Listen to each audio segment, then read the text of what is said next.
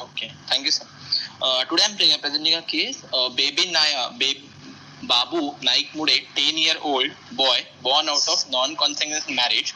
History narrated by parents, reliable, brought by parent with complaints of bluish discoloration of lips and nails at the age of 1 month, and shortness of breath since 5 years of age. I would like to date back my history since his birth. He is the first total child, home delivery, full term, home delivery, immediately cried after birth. No significant antenatal history given by mother. Mother noticed bluish discoloration of lips and nails at the 1 month, and which was used to aggravate on feeding and crying. She gives history of suck cycle and diaphoresis on repeatedly inquiring. No history of cyanotic spells. No history of admission in that first 1 month. His mother was saying that baby was not able to suffice his feed, that whatever he is having milk, that was not sufficient, and he is getting repeatedly crying for milk and repeatedly sleeping again. There is history of baby was not gaining weight, and there was history of delayed motor milestone. No neurological deficit or neurological delay in development.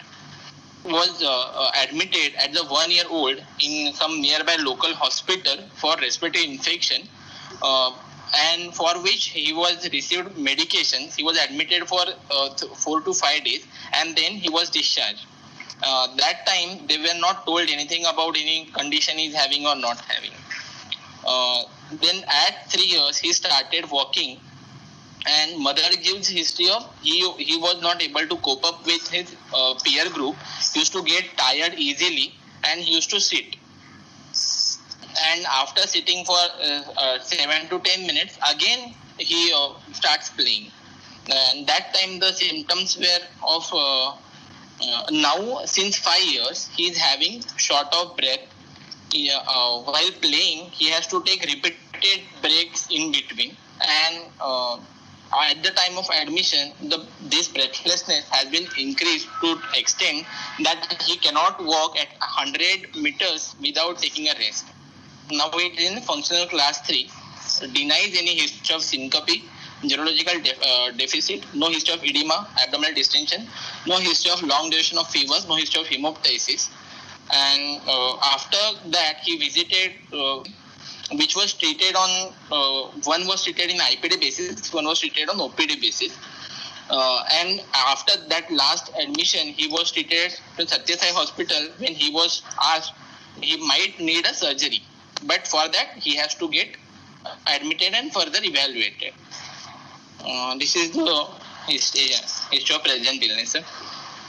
Okay. So, Saurabh, in other words, yes, what are you presenting history? Cyanosis at the age of 1 year. I mean, at the age of 1 month. Correct? Yes, cyanosis. Sir. Yes, sir. Correct? And the second thing is shortness of breath since the last 5 months. 5 years. 5 years. Since 5 years, okay. Yes. Okay, he's a 10-year-old boy and breath, or yes, whatever it may you want to call it. Okay. Yeah.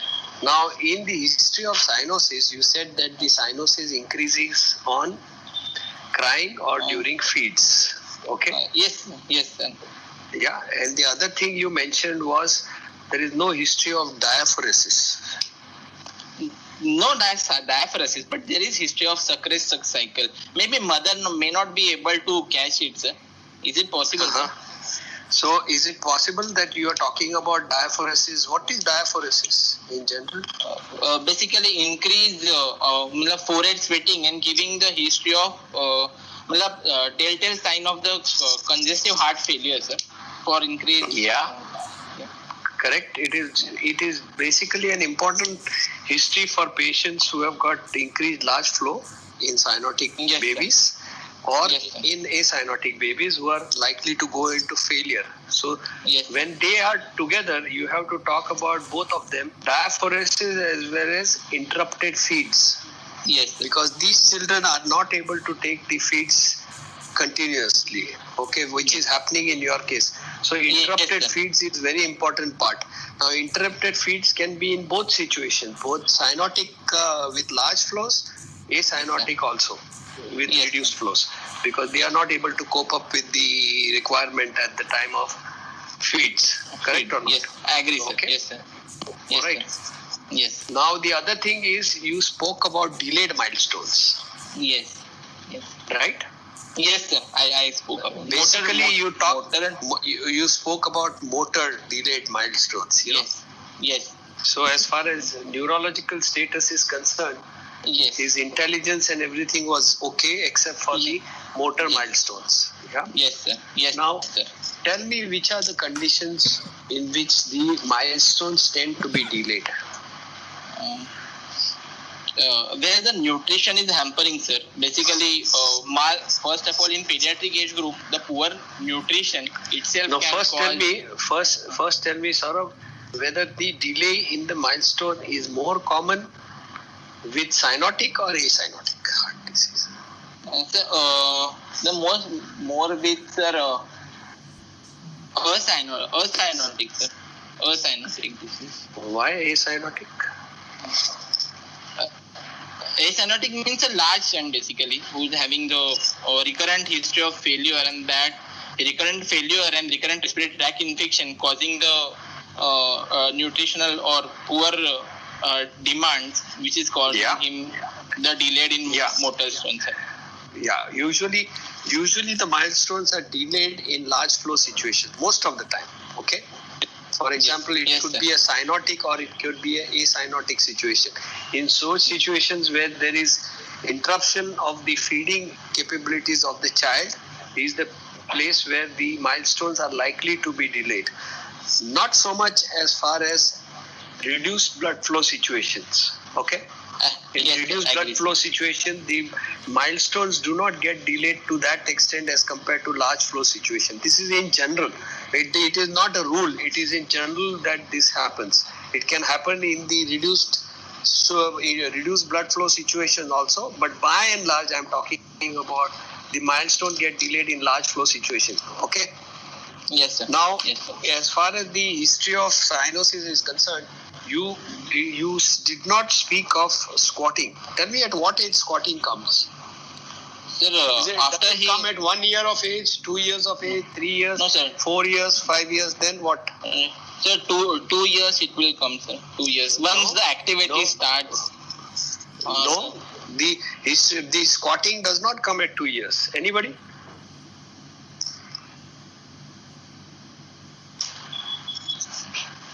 Between 6 months. Squatting. 6 months. The patient doing squatting comes at which age? By and large. 1 year, sir. 1 year. 3 months. No. By 1 year, he's maybe started walking or may not have started walking. Correct or not? Sir, when Squatting a comes up. walking, Sorry. when a child starts walking, then only after that squatting can develop. Naturally, it will come only after the child starts walking. That's the history of squatting will come. So, in by and large, what does Parloff say? At what age the history of squatting comes in? 18 months, sir. Usually the squatting comes after the age of about 3 years. In general, okay? 3 years. Okay. That is what the 3 years. Now, for the squatting, there are two aspects. One is the squatting which is done by the baby himself, and what is the equivalent of squatting which is done by somebody? So knee chest position, one. Yes. Okay, By whom? Then by mother or parent. Yeah, by the parent. So yes. the mother and the parent also realize that the releasing factor for the problems related to cyanosis are taken care of by these knee chest position or pressing the patient's abdomen. Okay. Yes, sir. Yes, sir. While feeding or holding them against the chest. All right. Yes, so these are equivalent situations which you have to ask them. And coming at the age of 2 years is not likely. Usually comes after the age of 3 years, the squatting evidence. Okay? Okay, sir. Okay. This is basically Yes. what Perloff is. But it can come a little earlier also if the patient has started walking earlier, and it could come later if the patient has started walking at a little later age. Now the other point which you said, that there is no history of hemoptysis in this patient. Okay? Yes, sir. Yes, sir. Yes, sir. So now you tell me, in a congenital heart disease, which are the situations which are associated with hemoptysis? You take first patients who have got acyanotic heart disease, and you come to the other category of cyanotic heart disease, correct? Yes, sir. So Saurabh, tell me Acyanotic- which are the, see, you don't give causes as anything. Anything can give rise to hemoptysis, but what are the commonest causes which can give rise to hemoptysis in an acyanotic heart disease? The patient with acyanotic heart disease who has developed pulmonary hypertension with likely to be Eisenmenger, they can present with hemoptysis, sir. Is that coming as acyanotic heart? No, that is coming cyanotic. Correct or not? Yes, sir. So among the Cyanotic. cyanotic heart disease, which are the acyanotic heart disease? Which are the patients who are likely to come with hemoptysis? Anybody?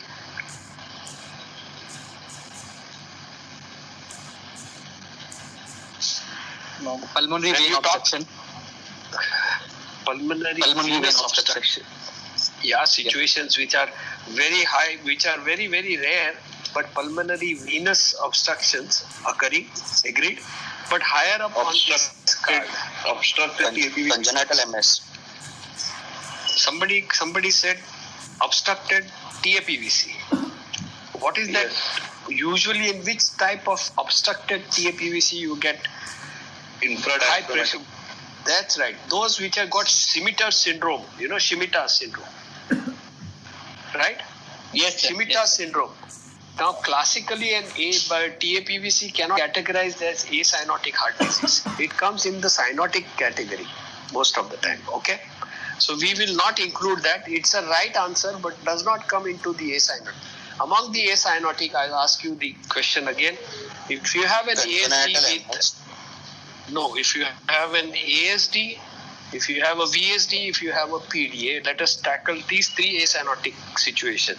Which is the situation in which hemoptysis could be a presenting sign? PDA, sir. That's right, PDA. PDA is one condition out of all these three that has got more frequency of presenting with hemoptysis. Okay?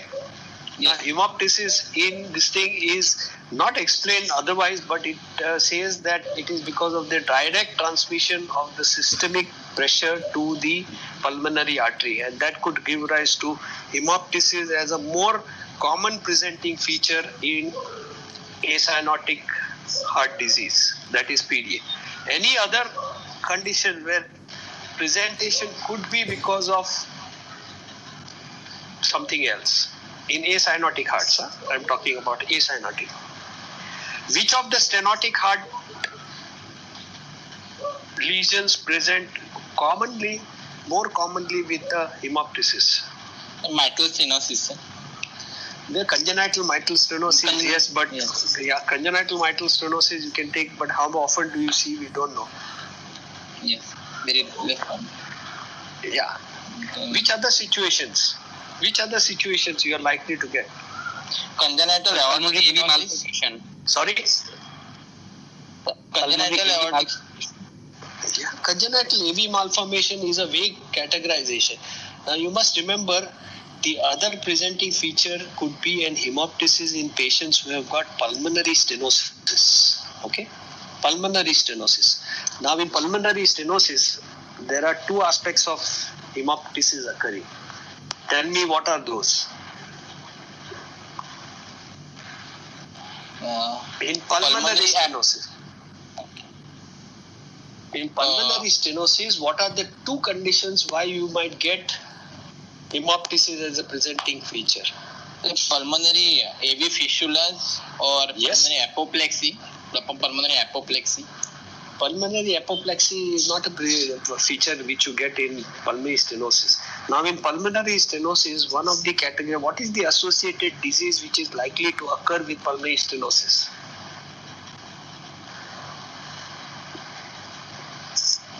A communicable infectious disease which might not COVID. We are not talking about COVID now. In Indian settings, what is the condition which is like Tuberculosis.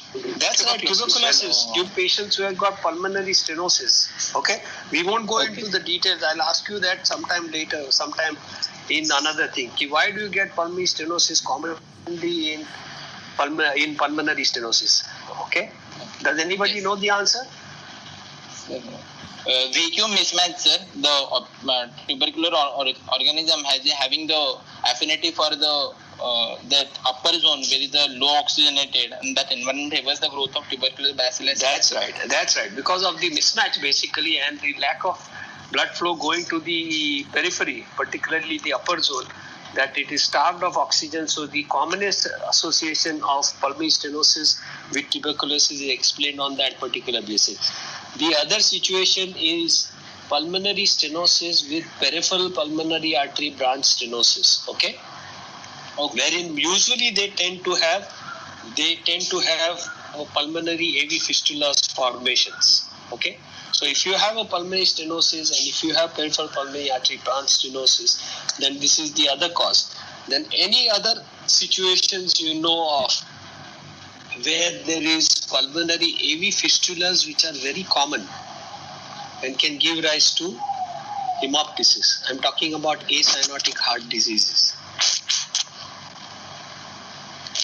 Pulmonary AV fistula is another, as we already said, that it could be one of the other causes wherein you might get a hemoptysis as presenting feature in patients with acyanotic heart disease. So we talked about acyanotic heart disease as PDA.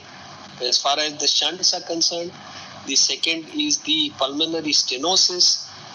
Okay, and the third one is pulmonary AV fistulas. AV fistulas, correct? Okay, so any other condition you know of? This is plus points which you know of, that where the patient can present with hemoptysis in a patient who has got acyanotic heart disease.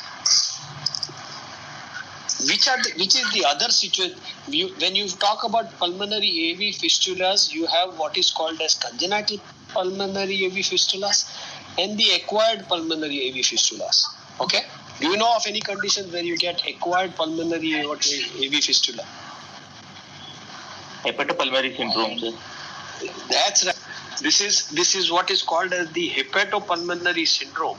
Okay, wherein patients who present with cirrhosis, they tend to have acquired pulmonary AV fistulas happening. Okay, and this could be the cause of hemoptysis as the presenting thing. All right. Now move on to the cyanotic category. We already talked about the TAPVC part. Correct? Yes, sir. And TAPVC basically is an obstructed variety of TAPVC, usually which you see with situations of infradiaphragmatic, that is Shimitta syndrome. Okay. Yes, sir. Right? So, which are the other situations where you might get acyanotic? Now, when you talk, the other things of acyanotic congenital mitral stenosis and other causes can be there, but these are lesser common. We don't see them so often. Okay. What about cyanotic, other things besides TAPVC? The polycythemia is a complication of the all cyanotic disease. Excellent. That is basically in patients who have got pulmonary reduction in the pulmonary or stenotic lesions, either severe pulmonary stenosis, okay, or pulmonary atresia. With lack of collaterals to these patients, they have significant amount of polycythemia, which can give rise to what? Hemoptysis. Yes, Pulmonary hemoptysis. apoplexy. Because of two. Yeah, one is apoplexy, and basically because of the hampering of the coagulation cascade of hyper. Yes, the coagulation cascade is hampered in situations who have got hemoglobin hemoglobin which is very, very high. So this could be one of the reasons that they may present with hemoptysis. All right. Any other? Sir, Any other? post-contact surgery, post-Bediglin surgery. Sorry. Say that again. Post-contact surgery, sir, post-Bediglin surgery, patient can develop pulmonary AV fistulas. Yes. Very good. This is one of the situations they are likely to develop pulmonary AV fistulas. All right. The second, we already spoke about Eisenmengerization, correct? Yes. Yeah.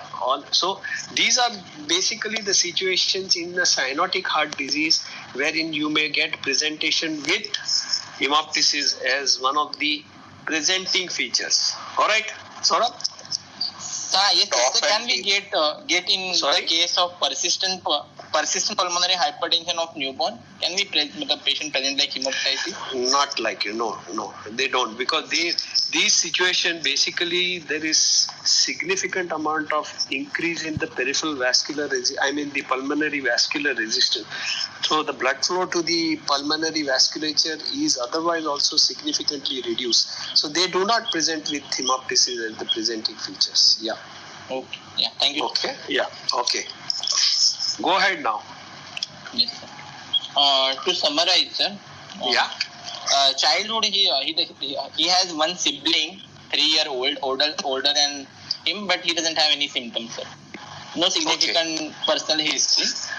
To summarize, 10-year-old boy presented with cyanosis at 1 month, shortness of breathlessness at 5 years, with episodes, cycle history at the time of neonatal history, then history of recurrent.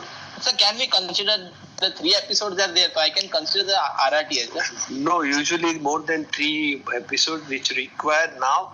It is categorized as I told you, intravenous antibiotics. Okay. Okay, sir. Yeah. Okay. So then, sir, at the 5 years age, when he was taken to the clinic, he was evaluated and told he's having some heart disease for which surgery is required. So now you have to tell us what is the likelihood of him having on the basis of history only. Your differential diagnosis on the basis of history only.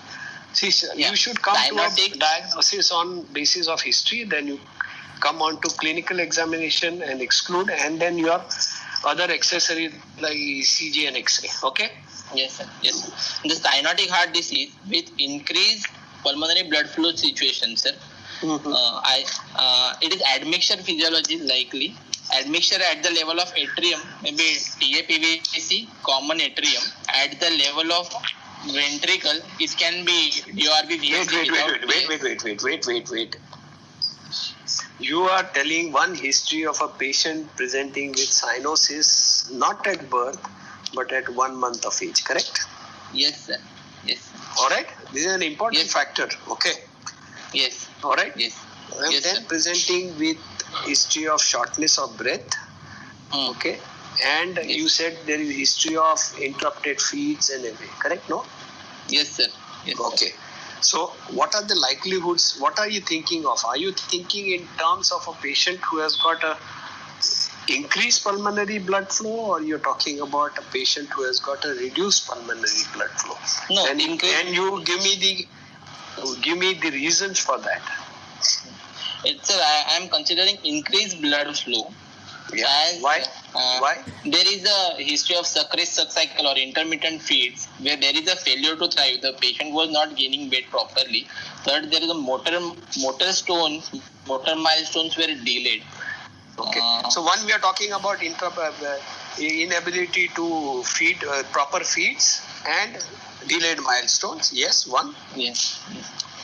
And there is a 3 hospitalization, either for it is respiratory tract infection or PCR, but parents has not frequent respiratory infections. Okay, all right. You're suggesting that it is tilting towards increased blood flow situations.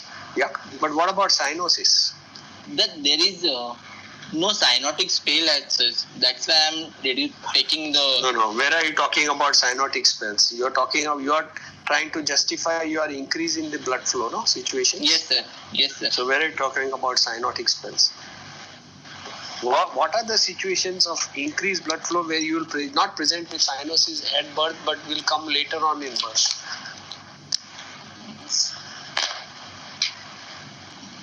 Try. Maybe sir, common atrium, sir. Sorry? Common atrium. Why should they come with cyanosis at the age of 1 month and not from childhood? Then,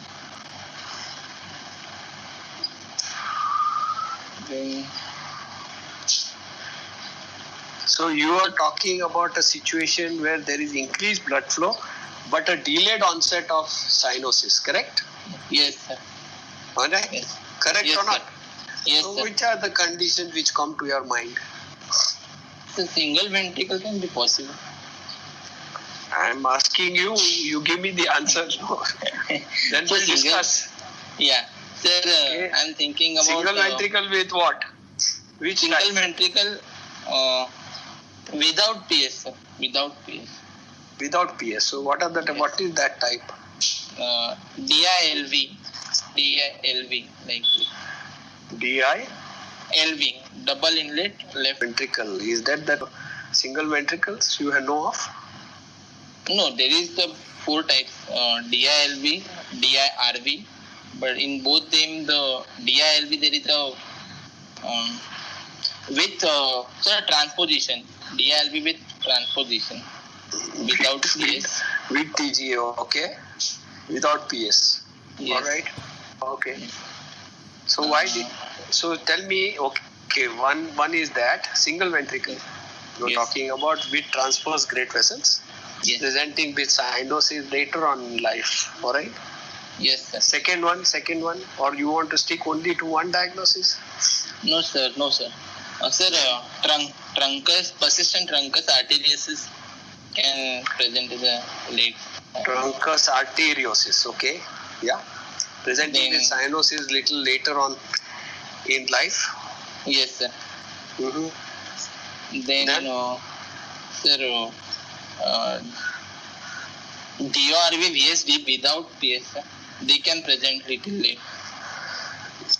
That means you are talking about a Taussig Bing anomaly, correct? Yes, sir. Yes, sir. Which is GRV without PS with Yes. Malpos great vessels, okay? Alright? Yes, sir. Yes, sir. Okay. Now, anybody wants to give any other differential diagnosis beside these three?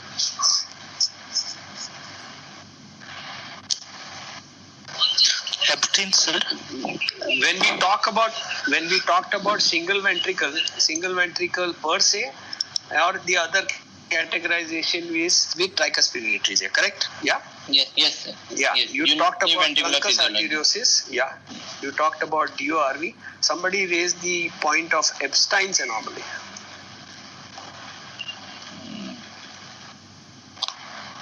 No, sir. I don't think. Epstein You don't anomaly. think so? Epstein's anomaly. Usually, if you talk about an Epstein's anomaly, the presentation of Epstein's anomaly is not so early in life. Usually tends to occur much later in life, okay? Never at 1 month or 2 months of age. The Epstein's anomaly is one of those congenital cyanotic heart disease where the survival or the survival of the patient is quite good. But of course, it depends upon the degree of the displacement of the tricuspid valve, but usually do not present with cyanosis so early in life. Okay? Yes, sir. So Epstein's anomaly. The common is not atrium? considered. Yeah, common Common atrium. atrium. Common atrium should have come much earlier, no? Common atrium or a large AV canal type of anomaly in this patient. Hello? Yes, sir. Yeah, large common AV canal defect. Could be a single common atrium or it could be. Now, the differential diagnosis can be on the basis of your clinical examinations of the cardiovascular system. But you can take the consideration of a common atrium coming higher up. Not a common atrium, a common AV canal defect or AV canal defects, whatever it may be. Okay? Then you come about truncus arteriosus as the probability, but common atrium or a lung defect should be higher on INCARD. Okay. Okay. All right. With a large Yes, sir. flow situation. Correct. Yes. Yes, So sir. now you go on to the clinical examinations. Yeah. Patient is coherent, cooperative, with pulse is 120 per minute, normal in volume, with no radial or no radiofemoral delay. Peripheral pulse is well fed. Blood pressure 100 by 70 millimeters of mercury in right upper limb. Same on the left upper limb. Right lower limb systolic blood pressure is 110 millimeters of mercury. Then patient is afebrile. Respiratory rate is 32 per minute with use of accessory muscle. Patient was little tachypneic, sir, at the time of examination. SpO2 was 83%. Height 110 centimeters. Weight is 25. BMI is on the lower side, undernourished, 17, sir. Okay. He is having central cyanosis with pan-digital clubbing, grade 2, no pallor, icterus, edema, lymphadenopathy, spine normal, sir, no dysmorphic features, jugular venous pressure, sir, normal with normal waveform, A wave larger than V wave, sir. Abdominal A jugular deflex, wave larger than V wave. So A wave Yes, is more sir. prominent. prominent. Yes, sir. I am Okay. thinking. No, don't come to this particular thing. Wait for JVP. Yeah. Now, what are the various gradings of clubbing? Clubbing, sir, grade 1 to 4, sir. It is just grade 1 is just softening of the nail bed. Grade 2 is the obliteration of the lobibond angle. Grade 3 is the parodic. What is the normal angle? So 160. sir. When do you say that it is 160. obliterated? When in the window test, we cannot see the gap between two nails of nail bed when they are connected to each other. That time it is likely to be obliterated more than 180, sir. What is the normal angle? So 160 to 180. Whose angle it is called as? Lobibond angle. Yeah, very good. It is lobibond angle. Usually it is 165. Now it becomes more obtuse when it becomes more than 180 degrees. Then you say that there is obliteration of the angle, and that is grade 2 clubbing. Correct? Yes, What sir. about 3? Grade drumstick or parodic appearance of the nails. Yeah. And grade 4 is hypertrophic osteoarthropathy. Yes, correct. Okay. Now you tell me, as far as the skeletal abnormality examination is concerned, Yes. okay, and you're talking about a patient who has got an increased blood flow, okay. Yes, sir. So I'm asking you a question related to that. What are the specific negative findings on the skeletal examination which you are looking for? So in other words, I'm asking you, what are the skeletal abnormalities which could be associated with congenital heart disease, particularly large flow situations, cyanotic congenital heart disease? I know. Increased blood. There is kyphosis, scoliosis, spinal Yeah, abnormality. What spinal abnormality? What is the association between them? I'm not talking about this patient. I'm talking a general question, asking you a question, general question. Which let me ask you the other way. Which are the congenital syndromes which could be associated with congenital heart disease with skeletal abnormalities? Okay. So, Holt arm syndrome with ASD association having hypoplasia of left thumb. Okay. Holt RM. Yes. Yeah. Then- with ASD. Yeah. Yes. One. Then Williams syndrome. This should come one after the other. Huh? This should not be like you are thinking about this thing. So Williams syndrome with nasal and mandible abnormalities. Williams syndrome, Where basically neck they do not come with shunts, no? No, sir. No. The Williams syndrome is Supravalvular AS. Yeah, this is supravalvular aortic Yeah. stenosis basically. I'm talking Yeah. about shunt situations. You talked about old term. Very good. Sorry? Somebody said Downs. Yes, Downs. Very good, Downs. Yes, sir. Down syndrome, Yes. yes, you have to look for features which are suggestive of Mongols here, right? Yes, sir.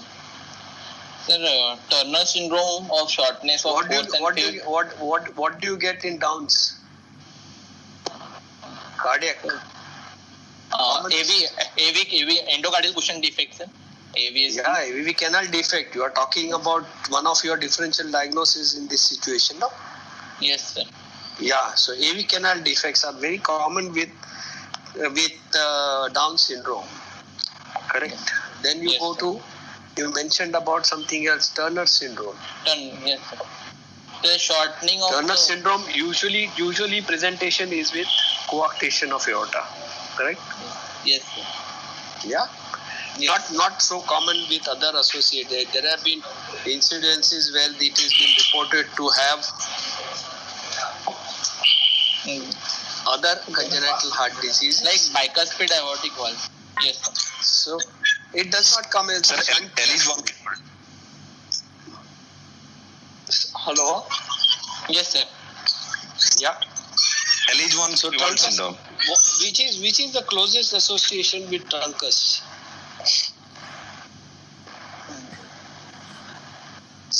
Digeorge. Closest.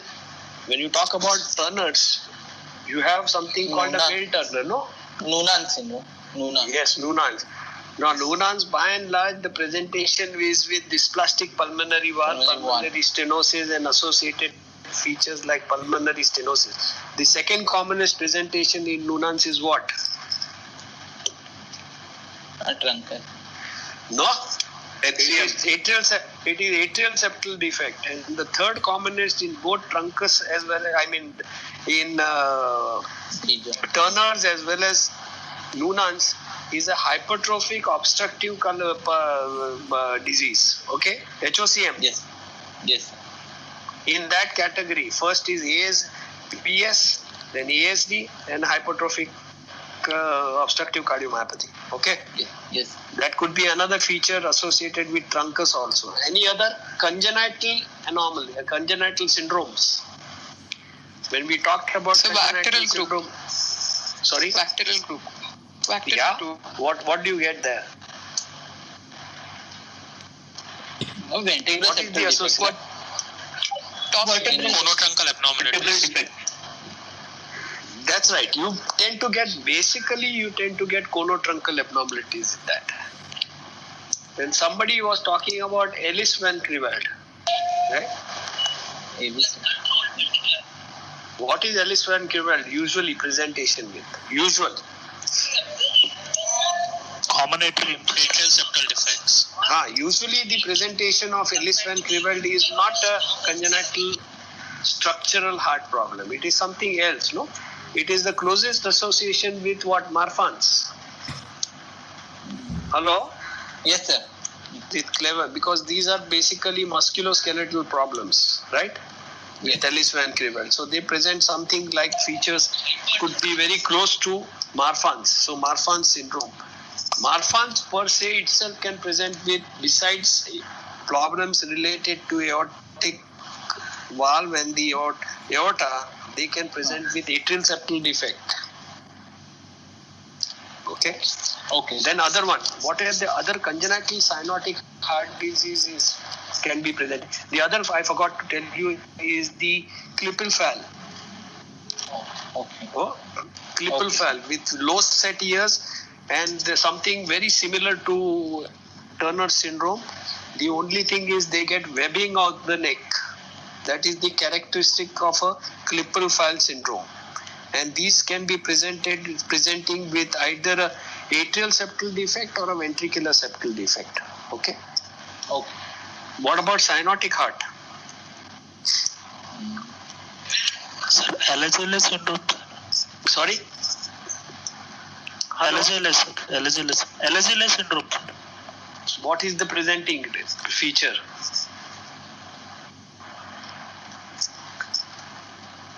What is the present congenital heart association? Congenital pulmonary stenosis. Pulmonary stenosis.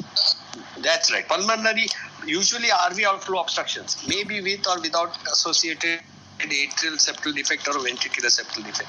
Then the other one, which is commonly associated, which is that Cri-du-Chat. You know Cri-du-Chat syndrome?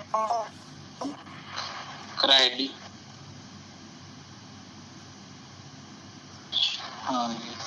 Yeah. Fifth chromosome.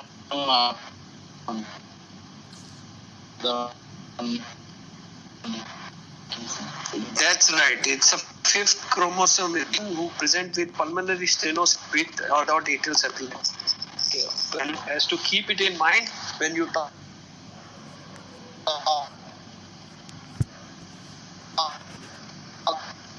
about your association with it. Sorry, I forgot to ask you, what is the pulse pressure? Yeah. You said 120 heart rate. Yeah. Okay. Yes. 30 by 70. So it's a normal in this child. normal. Yes. Yeah. Okay. Go ahead. Talk Jugular about venous pressure, sir. Yeah, not raised, sir. With normal waveform, A wave more prominent than V wave. Abdominal Then how jugular did you reflux- elaborate that the you said that the jugular venous pressure is Sir, I'm made him in the supine position. In the 45 degree, I could not see. I made him in the supine position, and that time Yeah. it was little bit exaggerated, and that's how I can make out. okay. Saurabh, now you tell me in a normal JVP, okay, Yes, sir. which is the most prominent feature of a JVP? Sir, descents are more prominent, sir. Why Yeah, descent very is more good, prominent? very good. Yeah. The descent, amongst the descent, which is the most prominent descent? Sir, You have descent- two descents in the JVP, correct? X and Y. The Yes, X plus X dash descent, and the other is the Y descent, correct? sir. Yes, sir. Correct or not? Yes, sir. Yes, sir. So which is the most prominent, the X descent or the X dash descent or the Y descent? Sir, sir. X. No, never ever make that statement. In a normal, the X descent is hardly perceivable or hardly seen. It is the Y descent which is the most prominent feature of a normal JVP. Okay? Okay. And after the JVP, the next after the Y descent, which is the wave which comes? Sir, the flicker wave can be seen, which is the A wave. No, usually after the V wave, which is the wave which comes in a JVP of the next cycle? No, it is the A wave Yes. which will come. Yes. Okay. Yes, sir. So Yes. that is why the A wave becomes the most common positive wave which can be diagnosed as far as the normal JVP is concerned, and that is mainly because the V wave is most prominent. I mean the Y descent is most prominent. You understood what I'm trying to say? On Yes. the basis of you are able to perceive and feel, or if you are able to see, then you see that the A wave which comes after the Y descent. Okay, that Yes, is how sir. you come to diagnosing whether the patient has got an A wave which is prominent or a V wave which is prominent. So what are the positive waves in the JVP? Sir, yeah. A wave, Yeah. V wave, and The A wave is the diastolic component or the systolic component? Sir, it is atrial contraction. Sir, it is early systolic. Early No, it is systolic a component. pre-systolic. Don't say Pre-systolic. it is a pre-systolic. Pre-systolic Okay. component. And Yes, that sir. is how Yes. usually you time it with the carotid. The A wave comes just with the Just upstroke prior. of just Carotid. with. It does not come prior. It comes with the upstroke of the carotid pulse. Carotid. Okay. Yes. Now, which is the other positive wave? Sir, V wave. V wave Yeah, is another V one. wave. And in Yeah. between them, there is a very small C wave, which is a positive. Which is not A. you cannot see that. By Yes, and large, you yes, cannot sir. see that.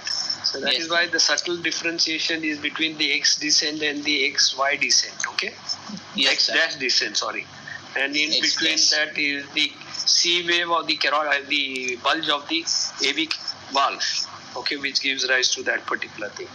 Okay. Yes.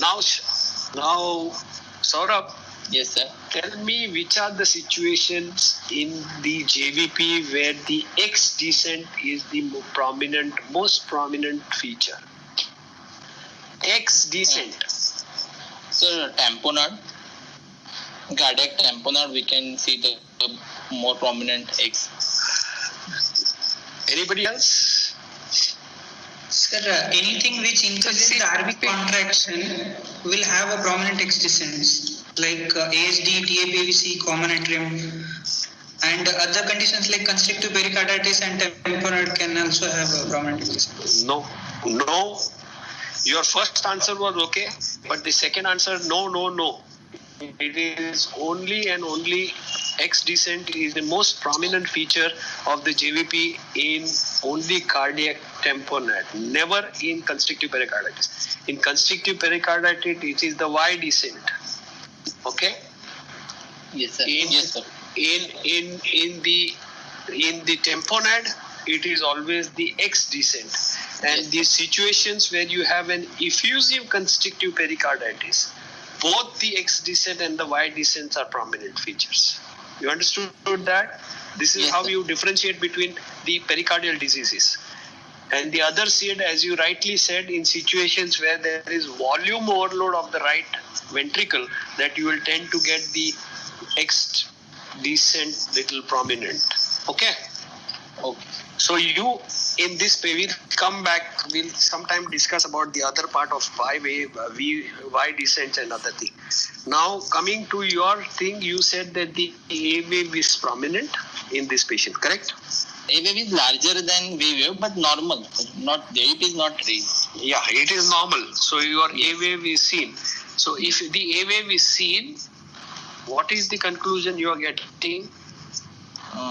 There is atrial contractility is good, sir, and there is a intact interatrial septum. Intact intraatrial nahi. Okay. Or interventricular septum. All right, go Yes. ahead. Yeah. Sir, systemic examination, cardiovascular system, inspection, palpation together. There is a prominent left precordial bulge. Chest is symmetrical. No sinuses, scar, dilated veins. Apex is When you say that localized. first you must say that the chest is symmetrical. Yes, symmetric. And then Yes. first should be that statement, and then you should say that there is an obvious bulge on the left side. Okay, not the other way around. Okay. All right. Okay. Yes, sir. Apex, sir, localized in the fifth intercostal left intercostal space on mid-clavicular line. LV Left type. intercostal space in the mid-clavicular line. Fifth. Now I'm going Yes. to ask you one question. Where is the mid-clavicular line? It is inside or outside the midpoint line? Mid-clavicular line. So outside the mid-clavicular point. Sure. Not sure. There are two lines which come up in the examination of the cardiovascular system, correct? Yes. One is called as the mid-clavicular line, which is usually taken as the basis for making a diagnosis whether the apex beat falls between the mid-clavicular line or depending upon that, you judge whether the patient has got cardiomegaly or not cardiomegaly. Okay, that is Yes. the mid-clavicular line. Okay. Yes. Then the other point is the midpoint clavicular line. Okay. Yes. So in situations where I asked you the question, what is the correlation between the mid-clavicular line and the midpoint clavicular line? Which one falls where? Outside is the mid-clavicular line, then the midpoint of clavicular line. Yeah, because the mid-clavicular line is from where? Hey, come on, you can't take time for this. What is mid-clavicular line is from where?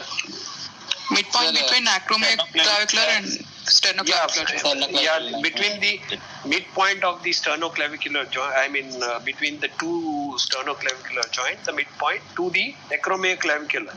The midpoint from that is the mid-clavicular line, correct or not? Yes, sir. Okay, and the midpoint clavicular line is from the median aspect of the clavicle to the acromioclavicular line.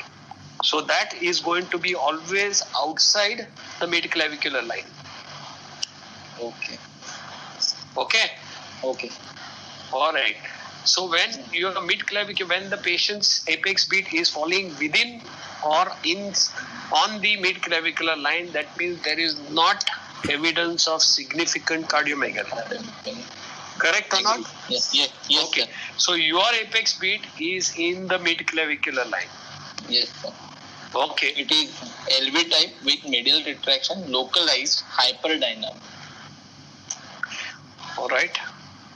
Then there is a parasternal heave, sir, grade 2/3. All right. Before you go, I will ask you a question related to the apex beat, not only for this patient but otherwise. Yes. When will you say that the patient has got a sustained apex beat? When will you say that the patient has got a hyperdynamic apex beat? When the apex is feeling more than 50% of the systole is likely to be the sustained, sir. More than 50% of the systole. Yeah, this is phonocardiographic. Okay, phonocardiography evaluation. And lasting less than 50% is with forceful contraction is hyperdynamic, sir. What do you mean by forceful contraction? For you, it may be forceful. For somebody else, it may not be forceful.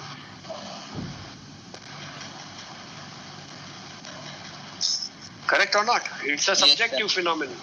Okay. Can anybody tell me how do you perceive whether the patient's apex beat is sustained or not? How will you come to a diagnosis of that? You are right that it will be less than 50% of, if it is more than 50% of the systolic component of the cardiac cycle. Okay. But how do you do that? You don't have the phonocardiogram with you. So how will you say that the patient has got sustained apex beat? On what basis? Comparing with the carotid. Very good. Carotid, absolutely right. So how do you feel that it is this thing? Sir, if it is present for the full time of the carotid, if it is, sir, crossing the time of upstroke of the carotid, it is sustained. So that is increased amplitude and duration. Yeah. The second statement is correct. Now, if you find that the apex beat and the carotid pulsations are felt at the same time, okay, then the apex beat is likely to be sustained. You understood that? Yes, okay. Sir. Because normally, only when the apex beat is more than 50% of the cardiac systolic cycle, that you will find that the apex beat is perceivable with the carotid pulse. So if you find that the apex beat is still up when you feel the carotid pulse, then that means that it is systolic. That is sustained apex beat. You got it? Yes, sir. Okay, so you have to feel both the apex beat as well as the carotid. So if you find that the apex beat is still there when the upstroke is felt of the carotid pulse, that means it is sustained apex. Sustained apex. Okay, yes. Sustained apex, more than 50% of the system. Now, if you find that the apex beat is forceful, which lifts up your finger, okay, but falls before the carotid upstroke, then it is a hyperdynamic. Okay. Now, normally, if you correlate with the phonocardiogram, a hyperdynamic pulse is, apex is usually less than 1/3 of the systole. Okay. But you cannot correlate here. So if you find that the apex beat goes down before the upstroke of the carotid, then it is likely to be a hyperdynamic. And whether it is sustained or not will be again correlating with the upstroke of the carotid pulse. Okay. Yes. So in your patient, you are talking about the apex beat which is hyperdynamic. That means it is going down before the carotid pulse. Correct? Yes. Yes, sir. Okay. So it's a large flow situation. Heart size is normal. I am Yes. getting 2 indications from your finding. Yes. Go ahead. Sir, there is a palpable S2 and parasternal heave of grade 2/3 present. So when you talk about palpable S2, would you like to elaborate on Yes, that? sir. What is that? Sir, it is likely because of the No, you are talking about whether it is a diastolic shock or not, correct or not? yes, The terminology is whether it's a diastolic shock or not, correct? yes, sir. It is. So there It is. diastolic shock. Yeah. Yes. Okay, Yeah. you're right. Go ahead. For percussion, sir, liver dullness in right fifth intercostal space, stomach tympani on the left side, second left intercostal space dull, right border retrosternally, left border is corresponds to uptake. So auscultation. Yeah. Okay. S1 is normal. S2 is loud. One minute. Huh? I think last time did I discuss with you about the straightening of the left heart border, the causes and the this thing? Did I say? No, I don't. We discussed about it. What are the causes of the straightening of the left heart border? Yes, I think so. I think when who was presenting? Somebody. I think you were presenting the girl. Pragati. Pragati was presenting. I think we talked about what are the causes. One other thing which I forgot to tell you is juxtaposition of the atrial appendages. We also talked about the pericardial thing was when you have a absent left pulmonary, absent pericardium, where you get a straightening of the left arm. The other thing is the rare abnormalities is juxtaposition of the atrial appendages, the left juxtaposition of the atrial appendages. Do you know the entity called juxtaposition of the atrial appendages or not? No, don't tell me you don't know Yes. about it. The right atrial yes. appendage is juxtaposed to the left. That's right. That is one of the causes of getting this thing. And just to touch upon, which are the conditions in which you get abnormalities of the juxtaposition of the atrial appendages? I'm not going into Tricuspid atresia and transposition. By and large, you must remember the juxtaposition of the appendages, either right side or the left side, is common in 2 situations. That is the asplenia group and the polysplenia groups. Do you know what is asplenia and polysplenia groups or not? So, heterotaxy syndrome, sir, where is Yes. the left and right isomerism. So, in other words, I'm just telling you, giving you a hint that juxtaposition of the atrial appendage is a common association with asplenia and the polysplenia group. Okay, we will discuss that sometime later during the course of asplenia and polysplenia. Okay, all right. So you come to the other thing. So you told me that the apex beat is in the fifth left intercostal space. It is hyperdynamic. Yes. And there is a diastolic shock, and there is Yes. no parasternal heave according to you. So there is. I said grade 2/3. You said that there is left side is not prominent. I mean, left parasternal heave situation is not prominent parasternal region. No, I said, sir, there is a parasternal heave present, grade 2/3, sir. And then I said about palpable issue. Okay. So parasternal heave is there. Yes, Okay. sir, it is there. Okay. Yes, sir. All right. Okay. Sir, auscultation, sir. S1 Yeah. is normal. S2, narrow split with loud, sir, second component, like the pulmonary component loud. No S3, no S4.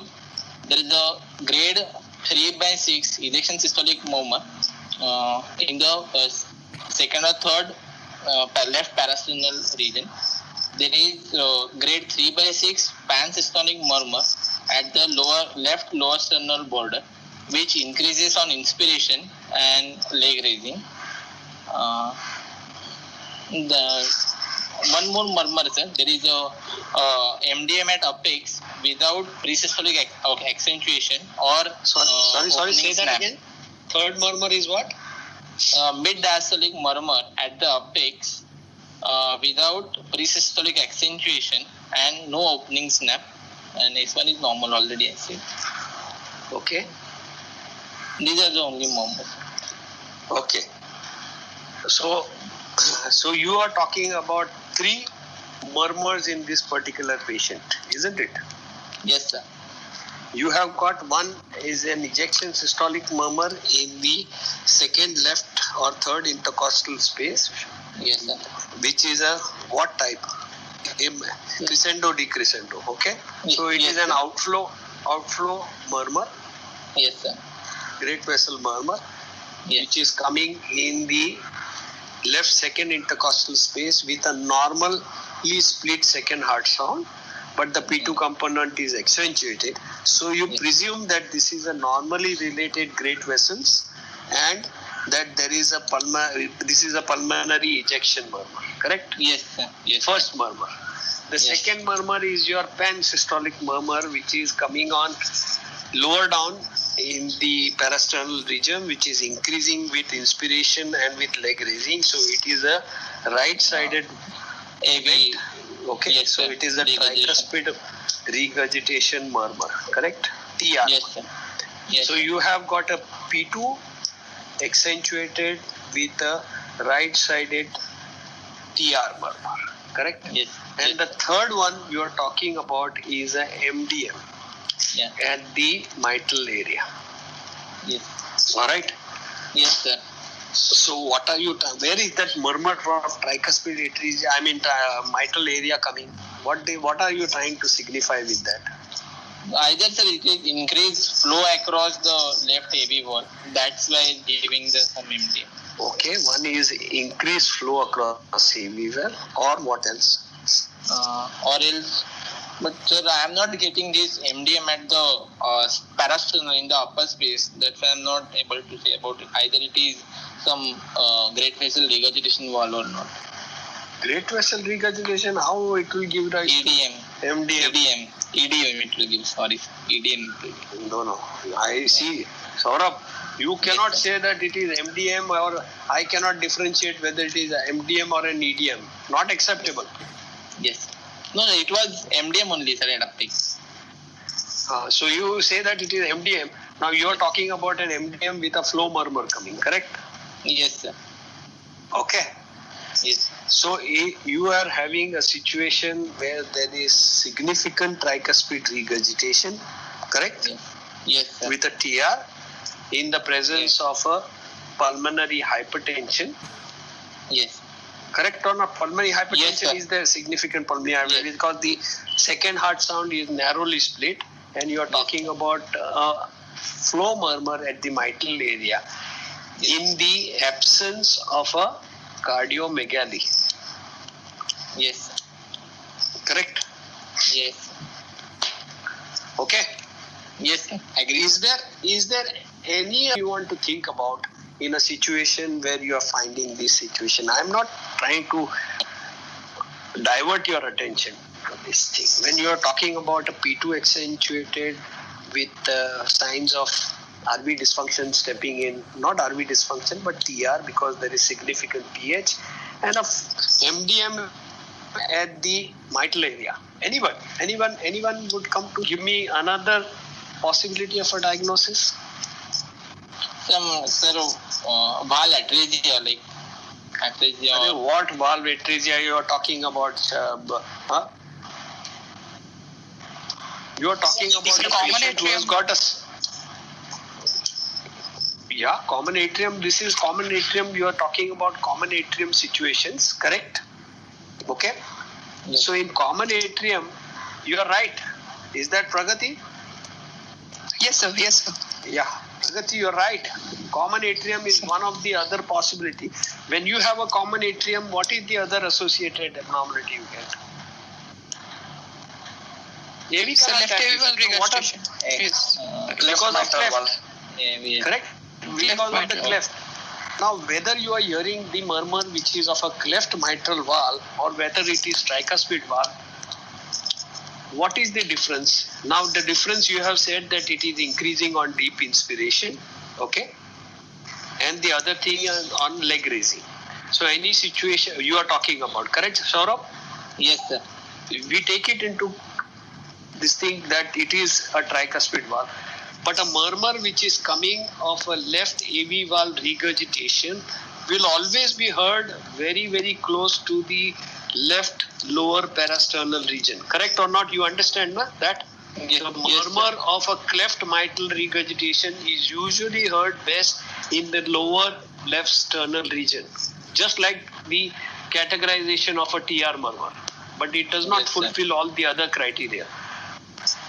So that is one situation. So you get a TR murmur in left lower sternal region. You get a MR murmur of a cleft mitral in the left lower. Which is the other situation which you will have a systolic, pansystolic murmur in the left lower parasternal region? Come on, think fast. VSD, Restricted to VSD, sir. moderately No. restrictive VSD. No, the specific answer is Garbody effect. Garbody defect. You know what is Garbody defect? Yes, sir. Shunt from the LV to RA, sir. That's right, the LV to RA. So this is the third situation in which the murmur will be heard best in the left lower sternal border. You got it? Yes, sir. So three situations. Now your murmur, you're talking about features which are murmur. Now one other possibility which you have talked about is a common atrium in this situation, wherein you are getting a TR murmur which is systolic, and whether you are correct or whether the findings are correct or not, we are not challenging that. So you have a situation, you have to take into consideration a common atrium. Okay. Any other closest to a common atrium? Sir, for common atrium, is it not necessary to have S2 fixed split? Not necessary. Not necessary. It depends upon the splitting, depends upon the degree of the pulmonary hypertension which is setting in it. Could be closely split but fixed. Okay. Yeah. So which other situation which can come closest to that? But not a cyanotic heart. Sir, PAPVC, sir. No, Acyanotic. not PAPV. No, I'm talking about acyanotic heart. Here the patient has got cyanosis, so common atrium comes higher up, correct? Okay. Yes, sir. If it was an acyanotic with these findings, Atrial septal defect. yeah, atrial septal defect with what? Like Lutem-Bachel syndrome. That's right, Lutem-Bacher syndrome, which you can explain the MDM in this Yes. situation, where there is a large flow in the left heart with tricuspid regurgitation with features of pulmonary hypertension setting in. Okay, but Yes. this is out of contention in your patient because we are talking about a cyanotic heart. Yes. Correct? Yes, So sir. now you tell me of fulfilling all these situations, you have got a heart size which is normal, pulmonary Yes. blood flow, you're talking about slow murmur coming at the mitral area which does not tally with your findings on the palpation. Okay. Yes. And the other thing is your P2 is accentuated and there is TR. So which is and there is cyanosis, okay, at the back of your mind, correct? Yes. Yes. So which is the condition which is likely to come? You want to give a diagnosis or you want to give a differential diagnosis? So in other words, Sir, Saurabh, what I want to tell you that when you talk about the palpation of the apex beat, you said it is hyperdynamic, correct or not? Yes, sir. That Yes. means there is significant flow occurring here. Okay. When Yes. there is a significant flow occurring here and the P2 is accentuated, that means it is a hyperdynamic P2. Yes. Okay. The accentuation is not pulmonary obliterative disease. It is a pulmonary hyperdynamic P2. Hyper. That, Yes. correct or not? Hyperkinetic. Yes. Yes. Yeah. Yes. Hyperkinetic pH. You're right.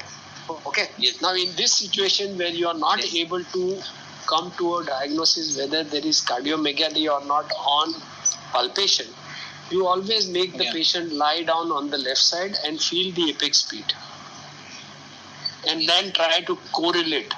Okay. So you can try to get out of it saying that the patient's apex beat I could feel only in the left fifth mid clavicular line, but I would like to confirm it in the left lateral position. Okay, because there is no discrepancy. There is a discrepancy between the size of the heart and the findings which you are getting. Correct or not? Yes, sir. Agree. Because of the large flow Cardiomegaly. situation, yeah, you would expect that the patient has got cardiac. So you can either say that my finding is not according to what my diagnosis is.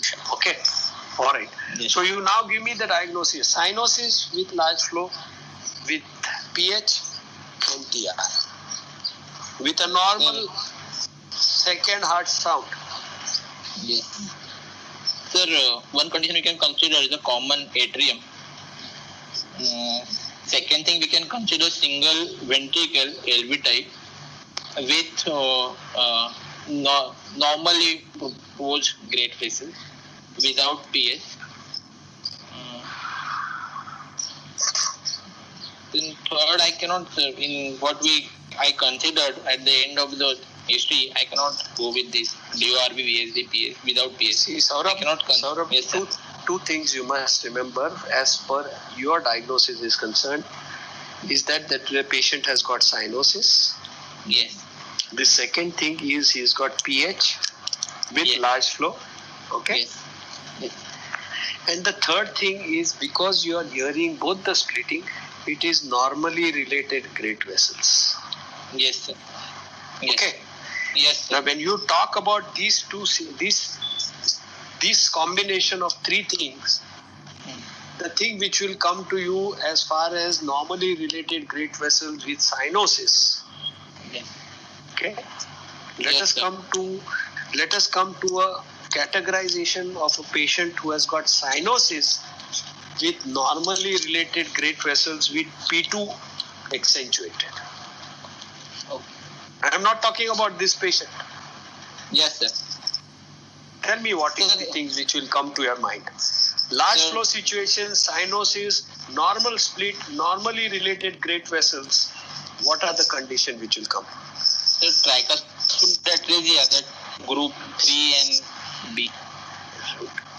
Tricuspid atresia 2 or 3 means what? Either you are talking about, when we talk about 2 or 3 means what? Yeah, 2. You are talking about class a patient 3, who has got D class- transposition of great vessel, and you are talking about 3 when you are talking about L transpose great vessels. No, no. Correct or not? Yes. What are the three classes of tricuspid? One is normally related great vessel, second is DTGA, the third is LTGA. LT. When you talk Once you about would a fit, sir. normally, one C Once you is would the fit, one which once should you come. would fit. One C is the one which should come highest on your thing. No, we are talking about Yes. normally related great vessel, large Great flow arteries. occurring. Yes. Okay, so either it is the commonest things should come as the first diagnosis for you guys. Okay, don't talk about single ventricle with a normally related great. How many patients do you? What is a single ventricle with a normally great related artery is called as? So, Holmes heart. home sat. sir. Holmes heart. Holmes heart. How many Yes. Holmes heart you see of all single ventricle? It is less than 10% of all single ventricles. Yes, sir. Yes, sir. Correct? Yes, So sir. don't talk about these situations first. The first thing which should come to your mind as a patient who has got cyanosis, who has got a good flow, who's got normally related great vessels and P2 accentuate. So first thing should come to your mind is a tricuspid atresia, which is type Atresia with- 1C. 1C. Okay. Yes, sir. Yes, sir. And you come to other diagnosis. What is the other diagnosis coming? Sir, TAPVC, sir? Yeah, TAPVC can be considered also in these situations, but should be little lower down because usually TAPVC's the split is quite wide although it may remain fixed. He is talking about split which is moving with respiration. So remains a little lower down. Now if we were to categorize that it is split or able, he is not able to differentiate, then we have to come out of it saying that I don't know about that, the splitting. So TAPVC remains on card but little lower down. You talked about common atrium. Yes, sir. Yeah? Yes. It can be different. Okay. Yes. It can be a differential diagnosis of common atrium with a large flow occurring pH and a normally dilated great vessels, isn't it? Can remain as Yes, well. sir. Okay. So another situations where now you talk about the rarer situation. So you talked about first is tricuspid atresia, second is common atrium. Normally related great vessel. Third is TAPVC, keeping in the back of your mind. Fourth diagnosis. Okay. Very close to the defects of the atrial septal defect. So in other words, I am asking you, what are the situations of ASD with large flow situation where you will get cyanosis in a patient of atrial septal defect? I am not talking about Eisenmengerization in ASD, where you will get cyanosis. AV canal defect. AV canal defect, we have thought about it and already saying that it is a common atrium. You talk Coronary about sinus type, sir. ASD of coronary sinus type. not coronary sinus type. What are the Sinus situations venosus type. of Sinus ASD which venosus type. Yeah. Sinus venosus type. usually it is not sinus venosus. You can have it in a large ostium secundum ASD also. If you have a large what? When eustachian valve. A large eustachian valve. Cause the atrial septal defect into the LA. Now I am giving you a hint. Which is the other situation which will give rise to cyanosis in an ASD setting?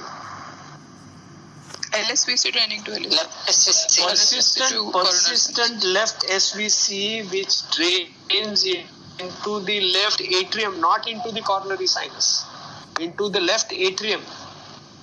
Yes. Okay? Yes, sir. Not into the coronary sinus, because ultimately coronary sinus comes into the right atrium, isn't it? So a persistent left SVC draining directly into the left atrium. And the third and the very uncommon situation is ASD with a de-roofing of the coronary sinus. Sinus. Raghib's defect. Raghib syndrome. Yeah. That's right. Where you get a de-roofing of the coronary sinus and the blood on the coronary sinus goes directly into the left atrium. Okay? Yes, sir.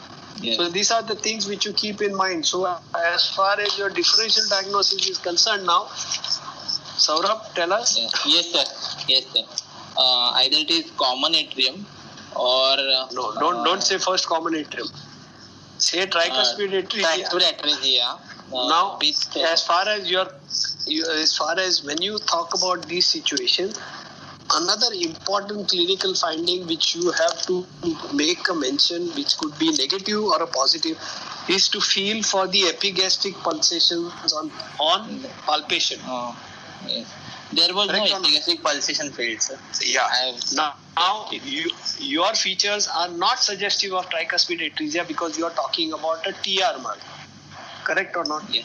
Yes. So your commonest association, we were discussing about the association. Now, your tricuspid atresia does not stand here at all in your patient. Yes, sir. Yes, sir. Correct? So your differential diagnosis, the common atrium comes higher than these situations. Yes. Correct? Okay. Yes. So common atrium is or enlarged atrial septal defect with associated anomalies, which we talked about. That remains the closest differential diagnosis in your patient. So you can give a single differential diagnosis, a single diagnosis or a differential diagnosis of rare associations with the atrial septal defect. Okay? Yes. Sir, Correct? I think, yes, sir, I agree. Okay. So now how would you like to proceed? Would you like to see the ECG or you would like to see the X-ray? Sir, X-ray would be better. How X-ray will help you?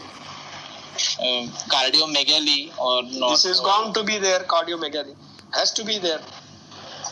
Then Pulmonary plethora is bound to be there. Means pulmonary blood flow is increased in this situation. Correct or not? Because hyperdynamic circulation.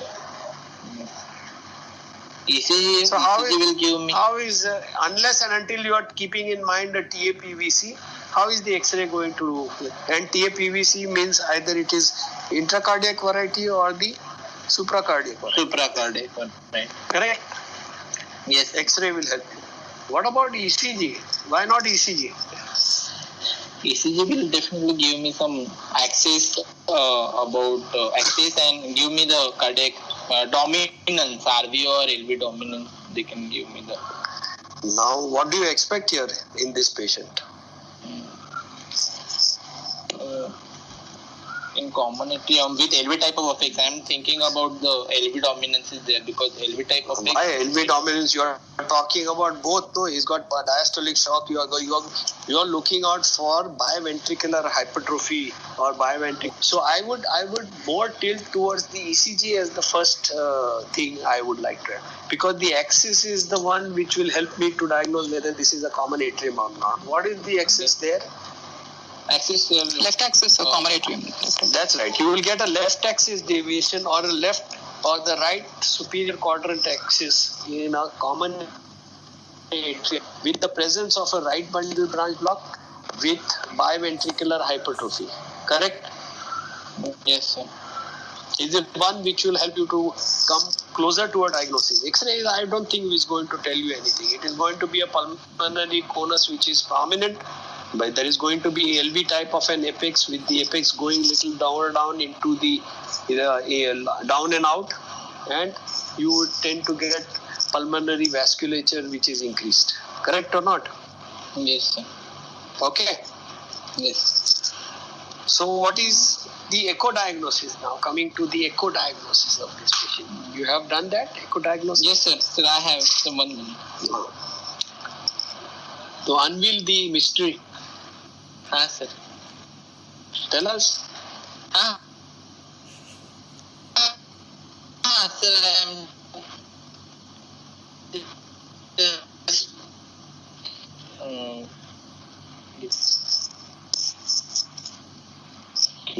So how to put in the differential diagnosis of case? See, usually this does not fit into the rabbit defect. I was asking you differential diagnosis. This does not fit in because these situations of Raggib defect is only when you have all the features of a good flow atrial septal defect, all the features with cyanosis. Okay? Okay. Yeah, Yes, sir. with So I'll cyanosis. read. All, yeah. Okay. I'll read echo reports. Yeah. Yeah, It is functional single ventricle, mitral atresia, ostium primum atrial septal defect, left to right shunt, moderate to severe TR. One sec. Go one after the other. Slowly. Yeah. Mitral atresia, Mitral atresia. Okay. ostium primum to right. Ostium primum ASD. Yes. Hello? Yes. I can't hear you. Yes, sir. Okay. Ostium primum mitral atresia. Yes. With moderate to severe TR, RVSP of 80 millimeters No, of mercury. I'm first interested in knowing what is the great vessel. Great vessels are normal, sir. No, not co-transposed. They are normal. Okay. So they are normally related. So there, Yes, here sir. again, we are talking about a situation. Is a patient who has got a single ventricle on the Yes.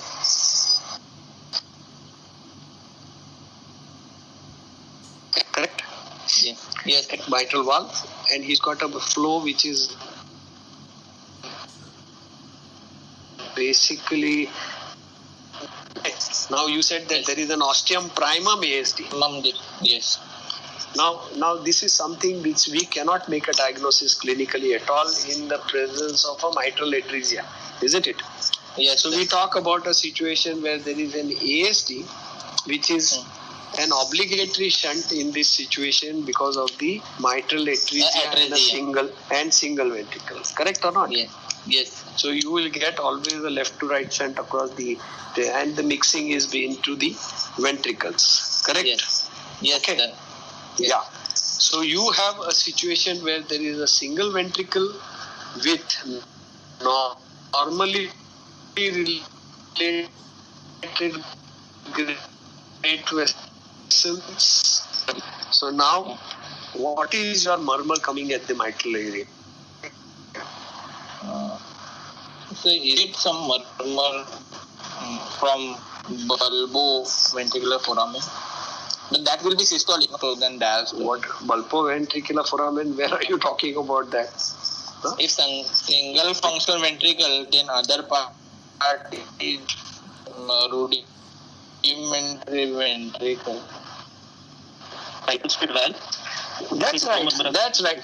That is exactly what I'm trying to tell you. Whether in a situation where there is a large flow occurring in this particular patient, okay, with a TR murmur which is adding on to it, that means the flow across the tricuspid valve is torrential. Correct or not? Yes. So it is a TR plus the large mixing of the blood coming to blood. So this is likely to be a murmur or flow murmur occurring at the tricuspid valve. Okay, that is how you can explain that if you want to come to an explanation. Okay. Yes. So you can explain on the basis of this particular valve because the right atrium or the single ventricle is the dominant feature. Here the entire cardiac silhouette is formed by the single ventricle. Okay. Yes, sir. And all the features of the single ventricle are determined or basically the tricuspid valve is the valve which is the flow murmur and the everything can be heard in this particular patient at the apex. Okay. Okay.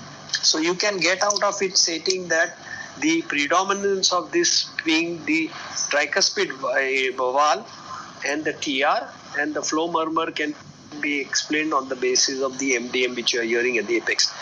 Okay. Yes, sir. Now this is a diagnosis which you cannot make it unless and until you have the echocardiography. So we, as far as the clinical diagnosis is concerned, we are making the diagnosis of a single atrium. Okay. Yes. As the first diagnosis. The only feature which I thought which is going against the diagnosis is the narrowly split second heart sound. Now, normally in a single ventricle which behave more like an atrial septal defect, the second heart sound is bound to be widely split in spite of having the pulmonary hypertension. Okay, this is the only point which is going. So good. Okay. Good. Sir, small doubt, sir. Shouldn't it be RV type of effect, sir? Naturally, it is going.